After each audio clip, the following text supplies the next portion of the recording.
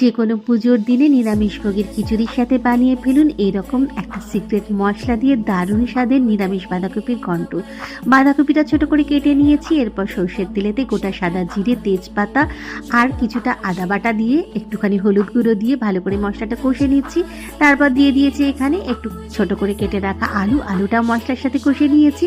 এরপর দিয়ে দিয়েছি বাঁধাকপিগুলো, সব কিছু মশলার সাথে খুব ভালো করে মিলিয়ে মিশিয়ে নিচ্ছি। দিয়ে দিয়েছি একটু টমেটো, একটু নুন, ভালো করে মিলিয়ে মিশিয়ে নিয়ে গ্যাসের ফ্লেমটা লোতে করে ঢাকা দিয়ে দিচ্ছি সব কিছু সিদ্ধ হওয়ার জন্য।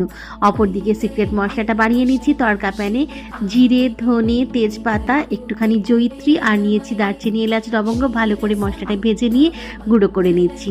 ঢাকনা খুলে নিচ্ছি। অপরদিকে বাঁধাকপিটা সিদ্ধ হয়ে গেছে। একটু মটরশুঁটি, একটুখানি চিনি আর সেই সিক্রেট মশলাটা দিয়ে দিয়েছি আর দিয়ে দিয়েছি একটু ঘি।